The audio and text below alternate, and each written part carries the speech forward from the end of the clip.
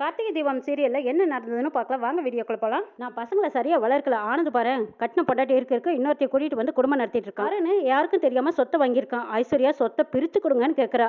அவங்க அம்மா எனக்கு கொலை பண்ணவே போயிட்டாங்க. உங்க அப்பா அம்மா எல்லாம் உன்னை வளர்த்ததை விட என் பிள்ளைங்களை நான் சரியா வளர்க்கலன்னு எனக்கு நல்லா தோணுதுங்கிறாங்க. அப்புறம் என் புருஷனை நீங்க நல்லா தானே வளர்த்திருக்கீங்க, பெருமைப்பட்டுக்கிறதுக்கு அது போதாதான்னு கேட்கறாங்க தீபா. உண்மைதான் தீபா. கார்த்தியை நினைக்கும் போதெல்லாம் ரொம்ப பெருமையாவும் கர்வமாவும் இருக்கு. ஆனா உன்னைத்தான் நான் ரொம்ப கேவலப்படுத்திட்டேன், என்ன மன்னிச்சிட்டு தீபாங்கிறாங்க. அத்தே உங்க எதிர்பார்ப்புல எந்த தப்பும் இல்லையே. நீங்க உங்க வசதிக்கு ஏற்ற மாதிரி வசதியான பொண்ணாவும் அழகான பொண்ணாவும் கார்த்திக் சாருக்கு கல்யாணம் பண்ணி வைக்கலான்னு இருந்தீங்க. எதிர்பாராத விதமா நான் எங்க ரெண்டு பேத்துக்கும் கல்யாணம் நடந்துருச்சு. உங்க மனசுக்கு ஏற்ற மாதிரி நடக்கலையேன்னு உங்க ஆதங்கத்தை தானே காட்டினீங்க. அதுல எந்த தப்புமே இல்லையே. ஒரு நாளைக்கு கண்டிப்பா என்ன புரிஞ்சுக்குவீங்க நானும் எதிர்பார்த்தேன். அதே மாதிரி இப்ப என்ன புரிஞ்சுக்கிட்டீங்கல்ல. எனக்கு இப்போ ரொம்ப சந்தோஷமா இருக்குது அத்தைங்கிறாங்க தீபா. எனக்கு அதுதாம்மா வேணும், நீங்கள் ரெண்டு பேரும் சந்தோஷமா இருந்தால் எனக்கு அதுவே போதுங்கிறாங்க அபிராமி. கடவுள்கிட்ட தினமும் நான் தான் வேண்டிக்குவேங்கிறாங்க. ஆமா அத்தை, கடவுளோட ஆசீர்வாதமும் உங்கள் ஆசீர்வாதமும் எங்களுக்கு வேணும், அப்போ தான் நாங்கள் சந்தோஷமா இருக்க முடியுங்கிறாங்க தீபா. சரி வாங்க கீழே போகலாங்கிறாங்க. இல்லை எனக்கு தூக்கம் வரல, கொஞ்சம் நேரம் இருந்துட்டு வரேங்கிறாங்க. அத்தை பனி அதிகமாக இருக்குது உங்கள் உடம்புக்காக, அது வாங்க போகலாம் அப்படின்னு சொல்லி கூட்டிகிட்டு போயிடுறாங்க. தீபாவும் ரம்யாவும் கோயிலில் சந்திச்சுக்கிறாங்க. என்னடி கண்ணெல்லாம் செவந்திருக்கே, தூங்கவே இல்லையா நைட்டெல்லாம்? ஆமாடி காதல் அவஸ்தையெல்லாம் படுத்ததும் தூங்கிடுவேன், இப்பெல்லாம் தூக்கமே வரமாட்டேங்குது. இதுக்கு காரணம் உன் ஆள் தாண்டி உன்னோட தூக்கத்தை கெடுக்கிறாருங்கிறாங்க. ஆமாம்மா இப்பெல்லாம் நினப்புலையும் அடிக்கடி அவர் வந்துட்டே இருக்காருடி. லவ்ங்கிறதெல்லாம் ஒரு சுகமான அனுபவம், இதையெல்லாம் நீ நல்லா என்ஜாய் பண்ணிக்கோங்கிறாங்க தீபா. தீபா இப்போவெல்லாம் என்னால் பிஸ்னஸில் கவனம் செலுத்தவே முடியறதில்ல தெரியுமா. அவரையும் பக்கத்திலேயே வச்சுக்கிட்டு என்னால் எந்த வேலையிலையும் கவனம் செலுத்த முடியலைங்கிறாங்க. உன்னோட ஃபீலிங்ஸ் எனக்கு புரியுதுங்கிறாங்க தீபா. உன்னோட ஃபீலிங்ஸ் தெரிஞ்சுக்கிட்டு தான் இங்கே பாரு ஒரு லவ் லெட்டர் ஒன்று ரெடி பண்ணியிருக்கேன், இதை கொண்டு போய் நீ அவர்கிட்ட கொடுத்தீன்னு வச்சுக்கோயேன், உன் மனசு அவரும் புரிஞ்சுக்குவார். தீபா இந்த காலத்தில் போய் இன்டர்நெட் இமெயில்னு இருக்கும்போது லெட்டரெல்லாம் சரியாக வருமா, ஒர்க் அவுட் ஆகுமான்னு கேட்குறாங்க. ஏய் வெளியில் வெளிப்படையாக சொல்ல முடியாதெல்லாம் இந்த லெட்டர் மூலமாக சொல்லலாம், எவ்வளோ அழகாக தெரிய வைக்க முடியும் தெரியுமாங்கிறாங்க. எப்பவுமே லெட்டர் தான் காதலுக்கு தூது போக சரியான வழிங்கிறாங்க தீபா. எனக்கு இதுல எல்லாம் நம்பிக்கையே பேசாம இந்த லெட்டரை நீயே கொண்டு போய் அவர்கிட்ட கொடுத்துறியான்னு கேட்குறாங்க ரம்யா. லெட்டர் எழுதி கொடுக்கறதே உனக்கு பெரிய விஷயம், இதுல வேற நான் கொண்டு கொடுக்கட்டுமா, இதெல்லாம் டூ மச்டி, இப்படியெல்லாம் சொல்லாத, நீயே கொண்டு கொடுத்துக்கோ. இப்படியே நீ தயங்கிட்டு இருந்த உன் ஆளை வேற யாரோ கொத்திக்கிட்டு போறாங்க பாரு. பிஸ்னஸ் விஷயமா பெரிய பெரிய ஆளுகிட்டெல்லாம் பேசியிருக்கேன், ஆனால் மனசில் காதலை வச்சுக்கிட்டு அவர்கிட்ட பேசுறதுக்கு எனக்கு ரொம்ப தயக்கமாக இருக்குதுடி. இந்த லெட்டரை எப்படி அவர்கிட்ட கொடுக்குறதுனே தெரியலேன்னு யோசிச்சு வைக்கப்படுறாங்க ரம்யா. இன்னைக்கு கண்டிப்பாக மழை வரப்போகுது, உன் முகத்தில் அவ்வளோ வெக்கம் தெரியுது. கிண்டல் அடிக்காதடி, சரி கூட அந்த லெட்டரை கூட நான் எப்படியோ கொண்டு கொடுத்துட்றேன் அப்படின்னு சொல்லி ரம்யா வாங்கிக்கிறாங்க. இதுதான் காதலிக்கிற பொண்ணுக்கு அழகு அப்படின்னு சொல்லிட்டு தீபாவும் ரம்யாவும் அங்கிருந்து போகிறாங்க. ரம்யாவும் தீபாவும் பேசிட்டு இருந்ததை ஐஸ்வர்யா ஒண்டின்னு கேட்டுட்டு, எப்படியாவது இது கார்த்திகைக்கு போகாமல் நான் தடுக்கணுமே, இது எப்படியோ போகாமல் தடுத்தா தானே அவங்களுக்குள்ள கலகத்தை உண்டு பண்ண முடியும். சரி இப்போ போய் எப்படியோ தடுக்கிற வழியை பார்க்கலான்ட்டு ஐஸ்வர்யாவும் பின்னாடியே வெங்குன்னு ஓடுறாங்க. ஆனது வெளியில் போகலான்னு வெளியில் கிளம்பி வந்துட்டு இருக்காங்க. அப்போ தான் மைதிலியும் தீபாவும் ஒரு பத்தி குச்சி ஒன்று பற்றி போடுறாங்க.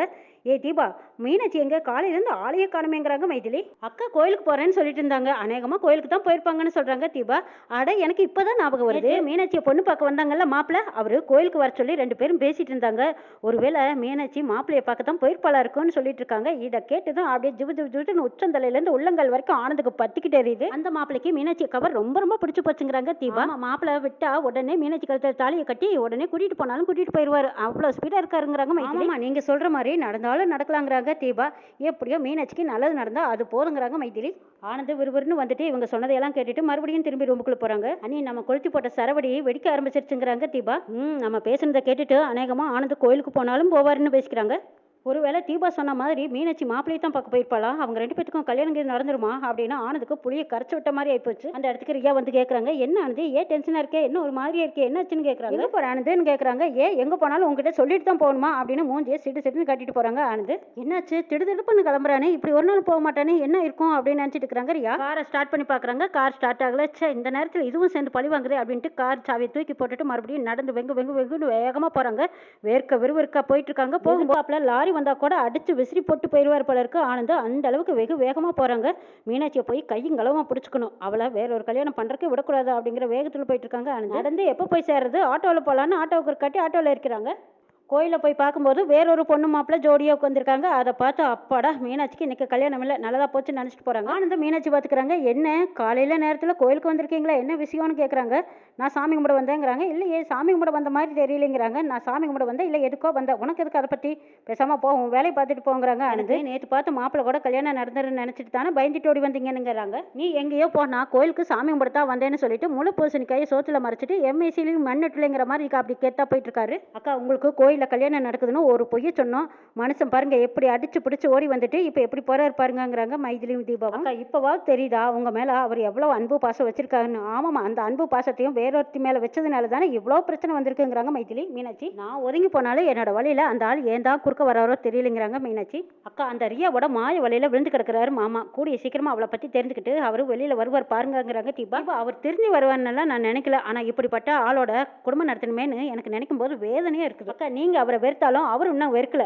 டிவோர்ஸ் பத்திரத்தில் கையெழுத்து போட மாட்டேன்னு கிழிச்செறிஞ்சார் பார்த்தீங்களா? இப்போ கூட உங்களுக்கு எங்கே கல்யாணம் நடந்துருமோன்னு பதறி போய் ஓடி வந்திருக்காரு. ஆமாம், என் மேலே 5-6 பாசம். ஆனால் அந்த ரியாவுக்காக என் மனசை எப்படி காயப்படுத்தினார் பார்த்தீங்களா? அக்கா எப்படி பார்த்தாலும் அவங்க மனசில் நீங்கள் இருக்கீங்க. டிவோர்ஸ் பத்திரத்தில் கையெழுத்து போட மாட்டேன்னு சொன்னாங்கல்ல, அப்போவே தெரியலையா அவர் மனசில் நீங்கள் இன்னும் இருக்கீங்கக்கா? ரியாவை வீட்டை விட்டு வெளியே துரத்திட்டுமனா அதுக்கப்புறம் உங்கள் புருஷன் உங்கள் பக்கம் வந்துருவார். அவளை எப்படி வீட்டை விட்டு வெளியே துரத்துறதுன்னு ஸ்கெட்ச் போட்டு அவளை தூக்கணும்க்கா. சரி, 3 பேரும் போய் சாமி கும்பிட்டு போகலான்னு 3 பேர் சாமி கும்பிட போகிறாங்க. இங்கே கார்த்தி அவங்க ஆஃபீஸில் வேலை பார்த்துட்டு இருக்காங்க. அப்போ ரம்யா வராங்க. ரம்யா வரும்போது எல்லாருமே குட் மார்னிங் சொல்கிறாங்க. அலட்சியமாக வந்துட்டு இருக்காங்க ரம்யா.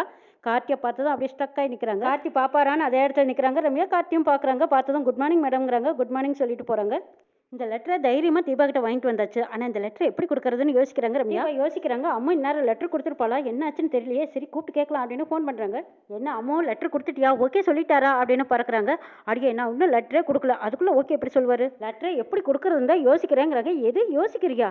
உலகம் எவ்வளோ ஃபாஸ்ட்டாக போயிட்டு இருக்குது. எனக்கு என்னமோ இந்த லவ் லெட்டர் நீ கொடுக்குறதுல சொதப்பிடுவேன்னு தோணுதுங்கிறாங்க ஐஸ்வர்யா. இல்லடி எனக்கு இதெல்லாம் செட் ஆகாது போல இருக்கே. இருந்தாலும் எனக்குள்ளே லவ் வந்துருச்சு. ஆனால் இது எப்படி அவர்கிட்ட சொல்கிறதுன்னு தான் எனக்கு ஒன்றுமே புரியலடி. ரம்யா என்னடி யோசிக்கிறேங்கிற, டக்குன்னு போட்டு உடச்சிட வேண்டியது தானே, இதில் என்ன தயக்கங்கிறாங்க. அதாண்டி யோசிக்கிறேன். கூச்சம் இதுக்கெல்லாம் மூட்டை கட்டி வச்சுட்டு ஒழுங்கா லவ்வை சொல்லிடுடி. சொல்லிட்டு சாயந்தரம் கோயிலுக்கு வருவேன், எனக்கு நல்ல செய்தியோடு நீ வரணுங்கிறாங்க தீபா. ரம்யா லெட்டர் கொடுக்க யோசிக்கிறாங்க. தீபா அர்ஜென்ட் படுத்துறாங்க. இந்த பக்கமாக ஐஸ்வர்யா வேவ் பார்க்குற லஞ்சத்தை கொடுத்துட்டு உள்ளே போலாமா அப்படிங்கிறாங்க. போங்க போங்க போங்க மேடம் அப்படின்னு அனுப்பி வைக்கிறாங்க. உள்ளே வராங்க. பியூனை வர சொல்கிறாங்க. பியூன் வந்ததுக்கப்புறமா இந்த ஃபைலை கொண்டு போய் இதில் லெட்டர் இருக்குது, இதை கார்த்திகிட்ட கொடுத்துருங்கிறாங்க. சரின்னு வாங்கிட்டு போகிறாங்க. ஐஸ்வர்யா ஒளிஞ்சிருந்து பியூனை தனியாக கூட்டிகிட்டு போகிறாங்க. இங்கே வாங்க உங்ககிட்ட கொஞ்சம் பேசணுங்கிறாங்க. எங்கிட்ட என்னமா பேசணும்னு கேட்குறாங்க. இந்த ஃபைலை கார்த்திக் கொடுக்குறக்கா கொண்டு போகிறீங்கிறாங்க. ஆமாம் அவருக்கு தாங்கிறாங்க. நான் கொடுக்குற லெட்டரை அந்த ஃபைலில் வச்சு நீ கொண்டு போய் ரம்யாட்ட கொடுத்துரு, இதை கார்த்திகிட்ட கொடுக்க வேண்டாங்கிறாங்க. மேடம் நீங்கள் யார் என்னன்னு எனக்கு தெரியாது, உங்களுக்கு எதுக்கு நான் ஹெல்ப் பண்ண போகிறேங்கிறாங்க. ஐஸ்வர்யா பியூனுக்கு பணத்தை காட்டுறாங்க. பணத்தை பார்த்ததுமே அந்த பியூன் நினைக்கிறாங்க ரம்யா மேடம் ஒரு நாள் நம்மளை அடிச்சாங்கல்ல, அவங்களுக்கு பழிக்கு பழி அப்படின்னு நினச்சிக்கிட்டு சரி கொடுங்க மேடம் பணத்தை கொடுங்க அப்படின்னு வாங்கி வச்சுக்கிறாங்க. நீங்கள் சொல்கிறதெல்லாம் செய்கிற மேடம் அப்படிங்கிற மாதிரி நீங்கள் கொடுக்குற லெட்டரை நான் கொண்டு போய் ரம்யா மேடத்துக்கு கொடுத்துட்றேன்னு வாங்கி வச்சுக்கிறாரு. இந்த ஃபைலை எடுத்துகிட்டு போய் கார்த்திக் சார் கொடுத்தாருன்னு சொல்லி இந்த லெட்டரை கொடுத்துருங்கிறாங்க.